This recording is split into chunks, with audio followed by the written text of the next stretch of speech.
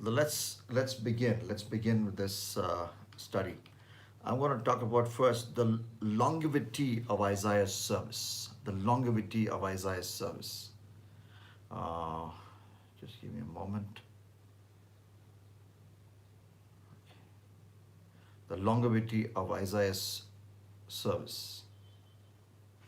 Uh, let's read Isaiah chapter 1 and verse 1. Isaiah chapter 1 and verse 1. Let me pick up my English Standard Version Bible, ESV. The visions of Isaiah, son of Amos, whom he saw concerning Judah and Jerusalem in the days of Uzia, Jotham, Ahaz, and Hezekiah, kings of Judah. So here was a king who ministered during the reigns of 4 different Judean kings. Isaiah 1:1 says he was a king who ministered during the time of Uzia, Jotham, Ahaz, Hezekiah. And historians would say, add even the name Manasseh, because Isaiah was martyred during the reign of King Manasseh. These are the southern kings of Judah, southern kings of Israel, and then southern Israel was also called Judah. So he reigned during the time of Uzia, Jotham, Ahaz, Hezekiah, and Manasseh. And here was a man who ministered for a long time. He ministered for a long time. Okay, now, so I'm first this chapter is talking about how long and how well he served God. Isaiah, how long and how well he served God. And let's first talk about Uzia. Chapter 1, verse 1, Isaiah talks about Uzia. In fact, Isaiah received his call during the reign of King Uzia in the last year of his reign, which was 740 BC, 740 years before Jesus Christ. He received his call. We understand that from Isaiah chapter 6 and verse 1. And Uzia especially was a proud king. He was a prosperous king. He ruled Judah for 52 long years, and he developed strong commercial and military states with the port for commerce on the Red Sea. On the Red Sea, he built a wonderful port. He built walls. He built towers. He built buildings. So under his reign, as we understand from 2 Chronicles 26, 3-5, 2 Chronicles 26, 8-10, 2 Chronicles 26, 13-15, there was a great development in Judah. And in the last year of his reign, when he died, and how did he die? Okay, he tried to don a priest role. He was a king, but he tried to become a priest. Several people tried to stop him, but he was arrogant. He was proud. And God judged him, and he was struck with leprosy, and he never recovered. Some people ask the question, does God do that even in the New Testament? Of course he does. Of course he does. Read Revelation chapter 2 and verse 20 and read about a woman called Jezebel, who was stubbornly teaching false teaching in the early church. Her name was Jezebel. And that false teaching made people comfortable in sin, especially sexual sin. And Jesus threw her in a sick bed, the Bible says. Revelation 2:20. And here, proud Uzia, arrogant Uzia, was judged with leprosy from which he never recovered. That doesn't mean whenever you get sick, it's because of sin. John chapter 9 teaches us that it's not because of it is not, when we get sick, it may not be because of our sin. John 9 also teaches that. May not be because of our parents' sin. John 9 also teaches that. That's a big subject, so I'm not going to go into that. All right, so here was a proud, arrogant king, and Isaiah ministered during his time. And that is why Isaiah's messages were all anti-proud. Every now and then in the 66 chapters that he wrote, Isaiah starts to talk against pride. And this king was stuck with leprosy. And he was Isaiah was called to talk about the leprosy of sin in the southern kingdom of Judah. He received his call during the reign of Uzia, who was struck down with leprosy because of his arrogance and pride. And Isaiah's call was to talk about the leprosy of sin in the southern kingdom of Judah. All right. Not just in Uzia. We are studying Isaiah chapter 1. We are doing a meditation, slow meditation, expository study of Isaiah chapter 1. And we are on verse 1. So the first thing we are studying here under this in this chapter is the longevity of Isaiah's ministry.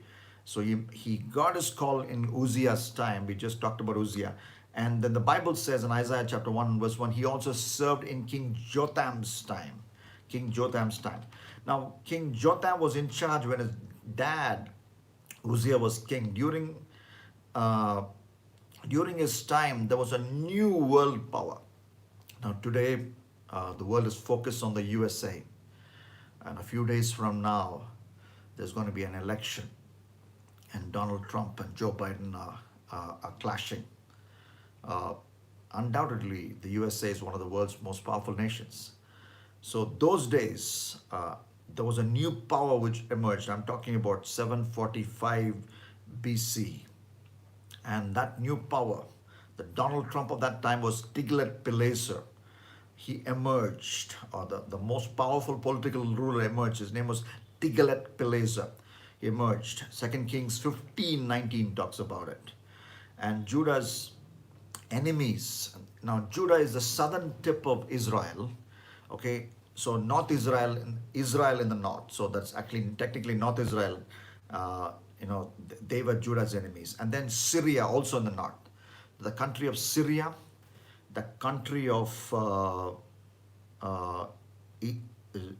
North Israel were all enemies to southern Israel. They were all enemies to southern part of Israel. And Isaiah is ministering in the southern part of Israel, the southern two tribes, Judah and Benjamin. Okay, that's called Judah technically in the Bible, but North Israel or house of Joseph were against the southern kingdom. And also the country of Syria, okay, Syria, also in the northern part, they were against him. And there was a new world power, and that is Tiglath-Pileser. He is the king of Assyria. Now, when there are three enemies coming under a tiny nation, South Israel or Judah, the people were pretty scared. And that's why one of Isaiah's messages, as you read his book, as you read his writings, is that they must trust God. The enemies are big, the enemies are great, the enemies are numerous. Trust God. Just a few days ago, I think the date was October 13th, there was a flash flood in Hyderabad where I live. And we had interesting conversations in our family. Now, this year has been a tough year with corona pandemic and now flash flood and many other things. In fact, I've been in Hyderabad in the cemetery attending the funeral service of people who have died of corona pandemic, and they were believers. They were believers. They were involved in the ministry. It's not easy. So when the troubles increase, when enemies increase, we tend to, our trust in God seems to be shaken. And during a time when Judah's enemies, was North Israel, Syria and Assyria, Isaiah's message was trust in God, and you repeatedly see in his book. See that in his book.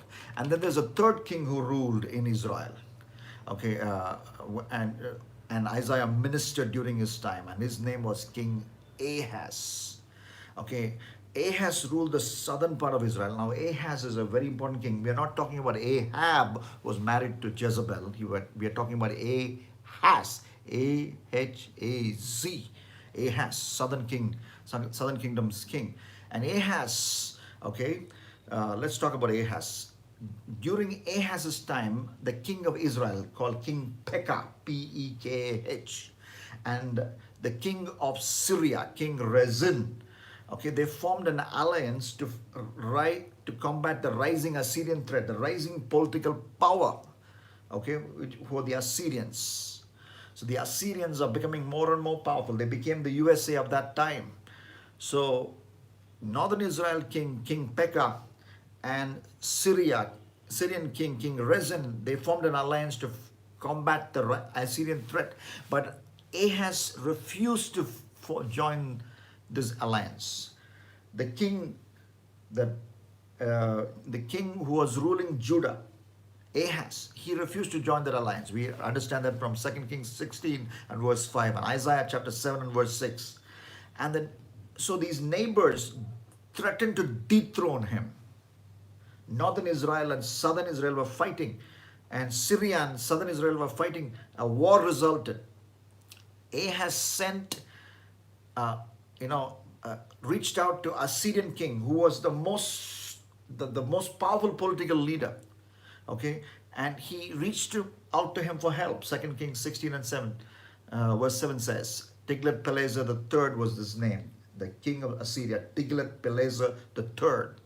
Okay, and the king responded, and the king came, Assyrian king came, he sacked Judah, sacked Gaza, he carried exiles from Galilee where Jesus ministered, and Gilead, and he came and attacked Galilee, he came and attacked Gilead. These are all parts of northern Israel. And he attacks Gaza, Galilee, and Gilead, and the three G's. And he finally captured Damascus, which is the capital of Syria, 732 BC. And 10 years later, 722 BC, the capital of the northern kingdom of Israel, Samaria. We know the Samaritan woman. We read about her in John chapter 4. Samaria was a big city. Jerusalem was a big city, that is southern part of Israel.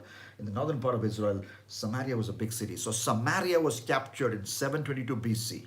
And 10 years earlier, in 732 BC, Damascus was captured. All was captured by this great Assyrian king, as I said, the Donald Trump of that time, the most powerful political leader. And that's because this king from the southern part of Israel, okay, Ahaz reached out to help. And you know what Ahaz did? Ahaz did an amazing thing. He allowed this king to come into the Solomon's temple, which was in Jerusalem, and set up an idol worshipping altar in Solomon's temple. 2 Kings 16, 10 to 16. So this is the situation that Isaiah is ministering. And that is why Isaiah comes so strongly against idol worship. Because he ministered during the times of Jotham, and he ministered during the times of Ahaz. And this Ahaz allowed a powerful political leader to set up a statue, an idol worshipping center in the temple of the living God, Solomon's temple. 2 Kings 16 talks about it. That's why Isaiah preached so eloquently against idol worship. And during Ahaz's reign, Assyria captured Samaria, the capital of the northern kingdom, and carried many of Israel's capable men into captivity. And the fourth king that he ministered under, Isaiah, we are still in Isaiah chapter 1 and verse 1. We are meditating Isaiah chapter 1. The long ministry of Isaiah under different kings. The fourth king that he ministered under was King Hezekiah. And under Hezekiah, there was reformation. Under Hezekiah, there was a revival. 2 Kings 18 and verse 4. 2 Kings 18 and verse 22. 2 Chronicles 30 and verse 1. Meanwhile, there was a heavy tribute paid to the Assyrians. Tribute, money to a foreign, paid by a local king to a foreign king, so that the foreign king will not come and attack the local king. And this foreign king is the king of Assyria, the USA of that time, very powerful nation. So they kept paying money. Hezekiah kept paying heavy tribute to Assyria, which kept on threatening Judah. Then Hezekiah became sick, and God gave him an extension of 15 years. Isaiah predicted his healing. In Isaiah chapter 38 and verse 5, we read that Isaiah predicted that his king will live. And he was a man whom God used in the ministry of healing. And the king of Babylon used the opportunity of Hezekiah's sickness and recovery to send a congratulatory note. And he came and visited Judah, the king of Babylon. And he wanted to form an alliance with Judah against Assyria. Now, don't get confused. We are talking about different countries here. We are talking about southern Israel called Judah. We are talking about northern Israel. We're talking about Syria. We're talking about Assyria, all different countries. And now we're talking about the fifth different country, that is Babylon. And they came and visited. Babylon came and visited southern Israel. Okay, Judah, during the reign of Hezekiah. And basically it was like a casual visit because Hezekiah just recovered from a life-threatening disease. And Hezekiah showed that king everywhere. But that was the beginning of Babylon's dominion. To cut a long story short, Babylon will eventually attack the southern kingdom of Israel in 586 BC and besiege Jerusalem and carry away captives. And one of the captives was Daniel.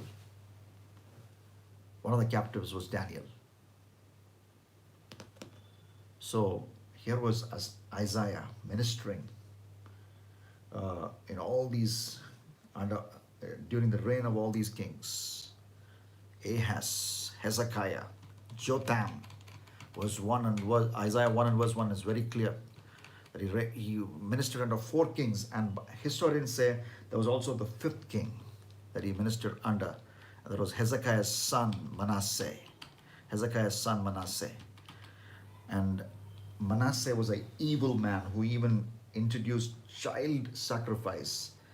And Manasseh could not tolerate the ministry of this righteous prophet. And as we read in Isaiah Hebrews chapter 11, towards the end when we read, Isaiah is the person who was sawn into two, cut into two.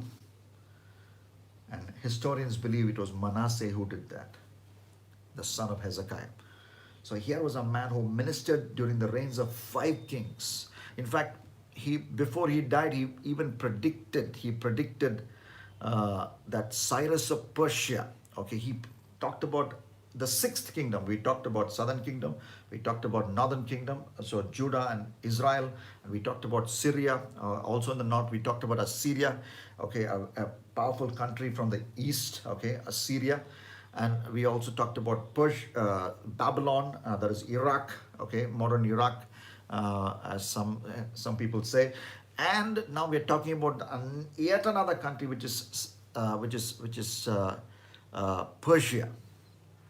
And he said, long before people heard about the king of Persia, Isaiah gave him a name. He talked about Persian King Cyrus in Isaiah chapter 44 and verse 28.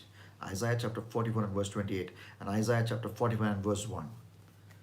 So here was a man who prayed for sick people and they got well. Hezekiah got well.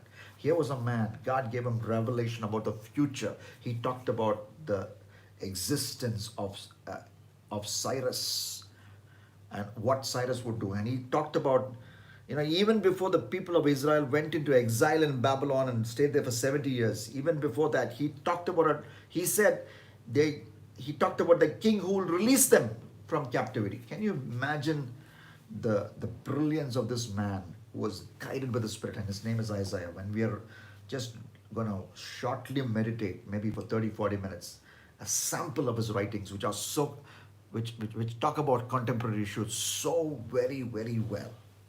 So very amazingly well. And the most eloquent prophet, an anointed prophet. God used him to heal the sick. God used him to predict the future. But his end was not glorious. He was sawed into 2. Now, maybe, do you think Isaiah prayed for his rescue when the hacksaw went over his neck or went over his body? He prayed for his rescue, but it was God's will that he should die that way. So again, I have stressed this so many times in my messages. Yes, miracles happen. In fact, many people who have come and attended our Fountain of Tears against Mountain of Tears fasting prayer have received miracles. Of course, we are not the only ones praying for them. Their parents are praying. Their local church pastors are praying. I'm sure uh, loved ones are praying. And of course, we do pray. We do pray most earnestly. And God, in His mercy, has done miracles. But at the same time, we as a ministry have consistently taught that we must be ready for times when we go through the path of suffering, and that path might even result in death here and now. But that doesn't matter. That doesn't matter, because one day we are going to be resurrected, and one day we all are going to join Jesus in the resurrection of the body. And one day this body full of disease and defects will be completely healed on the other side of eternity, as the Bible teaches us in the book of Romans. Isaiah, the miracle worker, Isaiah, the future predictor, his end was that he was sawn into two, cut into two in the reign of Manasseh. But he was faithful. The gifts and the talents that God gave him, the gift of vocabulary, the gift of praying for the sick, the gift of preaching eloquently, and we're going to see how eloquently he preached, he used it. I'm not sure in what situation you are in, but I want to tell you that whatever you do for the Lord, do it consistently. Do it over a long period of time. There are people who get heart attacks. There are people who get fevers. So do not get a fever of doing ministry, a fever of doing the heart attack of doing ministry, but let it be consistent. Let it be consistent. And in an imperfect way, we in G4 Mission, when we came to the city, and in this month, it's going to be 15 years after we landed in the city of Hyderabad. 15 years. We were living in Jabalpur. We just had resigned our position as missionaries with Blessing Youth Mission in the city of Jabalpur in central India. And my wife and I were praying and talking. And then out of the blue, my wife said, let's go to Hyderabad. Because we had already preached in New Life Assembly of God, following the invitation of Pastor Eunice Samuel in 2002, the year 2002. And then again, I came in 2003. So this is 2005. We are talking as, Dale was just a year old. And we came in. We worked with India Missions Association for 2 months. And then we started staying in AS Rao Nagar in Hyderabad. That was just for a month. But then pretty soon I realized God wanted me to start a ministry of my own. And then I joined call centers. The second call center was HSBC Global Resourcing. So 2006, 7, and 8, I worked in a call center and used all my leaves to preach the word of God, because the invitations would keep coming. And we published our first tract. We published our magazine. And during that time, God blessed us with Datasha, who was born in the year 2007. And all through this 15 years, we've tried to focus on deep Bible study, intercessory prayer, deep Bible study, intercessory prayer. So we summarized the Bible books, all the 66 books, and we summarized all this, the major doctrines. So that took us this process and almost took us 10 years to do Bible study, deep Bible study, intercessory prayer, which we have every month. And Sister Sandhya encouraged us, our neighbor, dear Sister Sandhya encouraged us to start this prayer for the lost, prayer for the perishing, Fountain of Tears against Mountain of Tears fasting prayer. And then tract distribution. We've written 3 or 4 different tracts, 2 different tracts, and then different versions of it, distributed that regularly. I saw Vineet in the live, and Vineet is one of my trusted tract distribution partners. Arul Johnson, Sherry Roy, distributed tracts in traffic junctions and outside malls and different places all these years. Of course, this year, because of the lockdown, we have not been able to do much, but we are planning to start again. And then counseling people, always telling people what they must hear on the basis of what this book has to say. Okay, so, and whenever there's an invitation to preach, again, receiving that message from the Lord and preaching it, and not fearing any consequence, not fearing this very thing that we may not get invited to that church again or that fellowship again. We don't fear that. What the Lord wants us to preach, we keep preaching. And we want to do that till our last breath or till the return of Jesus. Our inspiration is Isaiah. And what is it that God has called you to do? Do it. Do it during the reign of your Hezekiah. Do it during the reign of your Manasseh. Do it during the reign of your Jotham. Do it during the reign of your Uzia. 5 kings Isaiah consistently ministered. What a man. That's the message of Isaiah chapter 1 and verse 1. We can actually finish the study. We can just study on just one verse today. Isaiah 1 and verse 1. Here was a man who, during the reign of these kings, he went about doing the ministry of Yahweh. Okay, long standing ministry doing Isaiah. That's the first thing from this.